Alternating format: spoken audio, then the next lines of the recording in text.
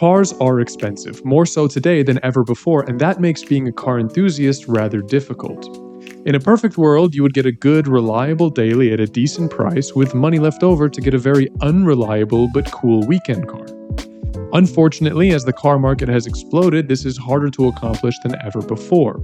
Present day, the average selling price of a brand new car is $48,700. That's a 30% increase from what it was just 10 years ago, which could have represented your budget for a fun second car.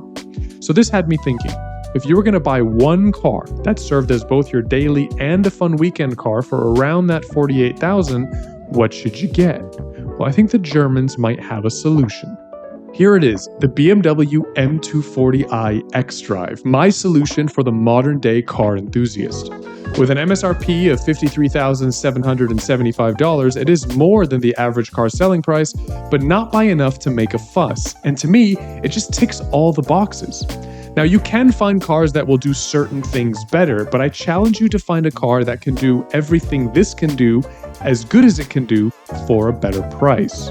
Let me start by covering the daily driver portion of the criteria. Now, as a daily driver, I think it's very important, because you're going to spend most of your time inside, stuck in traffic, that it's a nice place to be. You want it to be comfortable, you want it to feel spacious, and it'd be nice to have some creature comforts, you know?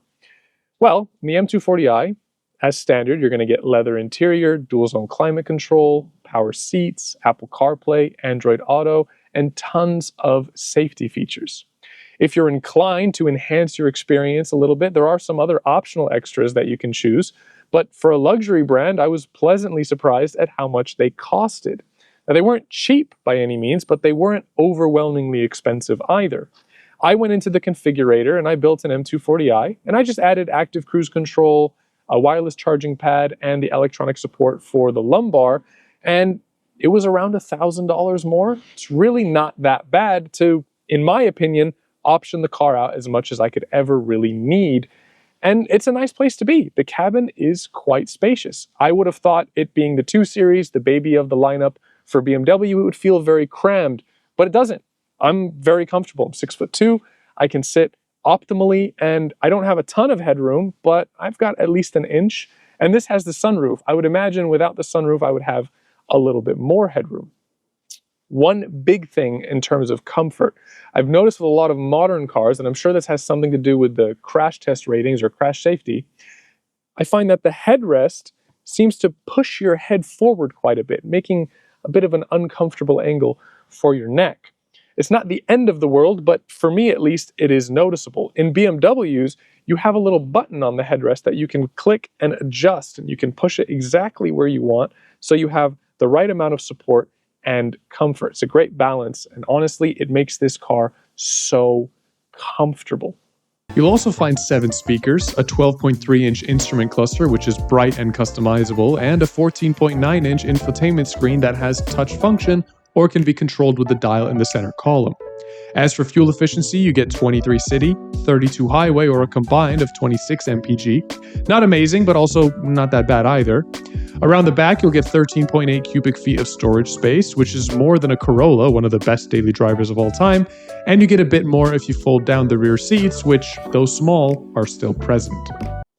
As a daily driver, it does quite well, but what about a weekend car? I feel like the criteria around a weekend car is a bit more arbitrary, a bit more opinion-based, but in my opinion, I think it should be a pretty good-looking car and something that's relatively cool, which I think this is. The type of car that when you walk away to the shops, you keep turning around to lock your car with the excuse that you can't remember if you did or not, but it's really just because you want to look at it again. And in this color combination, I think it's going to serve that purpose just fine. It'd also be nice if your weekend car was decently fun to drive, especially around the twisties, and it should be fast if you can afford it. And that last bit is where I think this car really starts to impress. The M240i may be the baby in the BMW lineup, but don't underestimate its performance.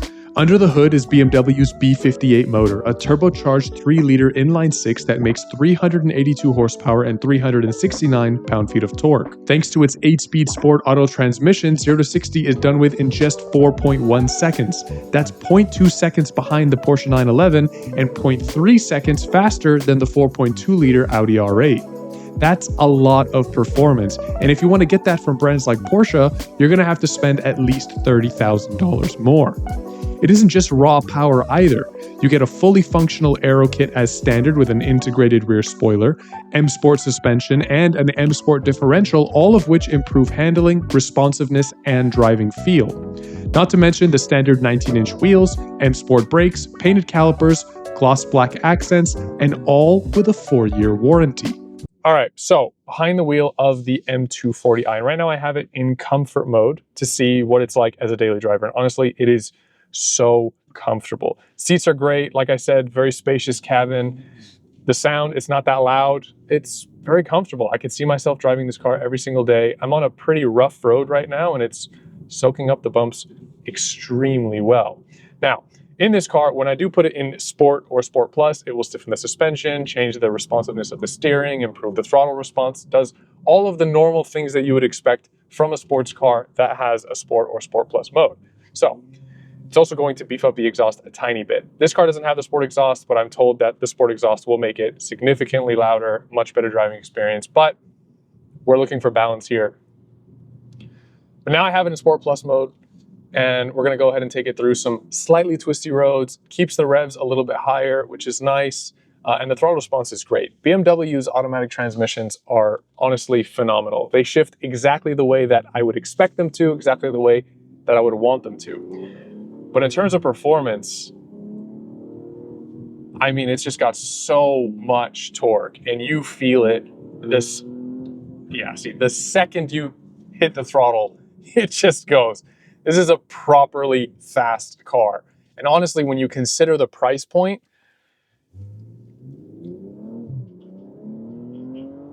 you're not gonna get tired of this car anytime soon. It has plenty of power. BMW actually rated this car, I think it was 4 seconds or 4.1 seconds. I will have said it in voiceover at some point in time. But Car and Driver tested this car, and they actually got a 0 to 60 time of 3.6 seconds. 3.6 seconds is insanely fast. That's not okay fast. That's not, oh, it's fast enough to keep you happy. That's just fast through and through. You're beating a base model 911 without even breaking a sweat, and you're gonna give a 911S a run for its money. And a 911S can easily cost 3 times as much as this car. And around the corners, this car feels very planted. It's easy to feel confident behind the wheel of this car. I would enjoy this car on a twisty road all day long. It feels like a weekend car. It's not perfect. There are a couple of things that I'm not a big fan of, namely the climate control. I will say the interior is a pretty healthy balance of physical buttons and touchscreen functionality, but I'm not a big fan of the fact that the climate control is through the touchscreen. So if I need to control the climate, if I'm backing the car up, then it takes away my climate control and I can't access it. If I access the climate control, I lose my backup camera. So little annoying thing. Other than that, really nothing to complain about. When you are looking for a car to do everything, there is a lot of compromise, or at least I expected there to be a lot of compromise. When I'm driving this, I don't really feel like I'm compromising at all. I feel like I'm getting everything that I want. And don't get me wrong, I'm not a BMW fanboy. I actually was never really a fan of the brand, if I'm perfectly honest. But the more I look into it, especially writing the script for this car, it's the most logical choice. And I am a fan of logic, so I guess by simple maths, I am a fan of BMWs. And this M240i, even as the baby of the bunch, is a great option. My God, this car is so good. It does feel like it has more rear bias, which I'm sure was intentional. It doesn't feel squirmy by any means, but it also doesn't feel like an all-wheel drive car, which is good. You kind of get the best of all worlds. You get the lively nature of a rear-wheel drive car, the balance and security of an all-wheel drive car. And at the end of the day, if I really wanted to, if I was done being a hooligan, I can just switch it back into comfort mode. My gauges change accordingly to be a much calmer and blue tone. And then I'm back in a luxurious, quiet, and comfortable daily driver. with lumbar support. Driving done, what are my final thoughts? Well, on paper, there are many cars that make a lot of sense, but at the end of the day, the driving experience needs to deliver an emotional satisfaction that can't be understood by looking at numbers. Even a few days after driving the M240i, I still think back fondly on the experience. It felt light, nimble, and plenty powerful to keep me entertained on a weekend canyon run, or even if I just luck out with an open road on the commute home. And if not, that's okay too, because it is genuinely comfortable. Not just for a sports car, it's comfortable full stop. Right around $54,000 is more than the average selling price of a brand new car, but it isn't enough more to be a ridiculous option. It's also not an M2 or anything with a ton of hype around it, so I would imagine that you'd have better luck getting a good deal. And the understated nature of the M240i means that you can coast under the radar when you need to and surprise your mates and yourself when you don't.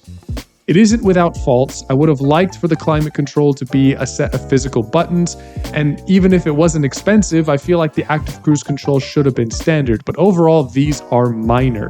It is a brilliant car and an excellent choice if you want a car that can be a jack of all trades and pretty good at each one.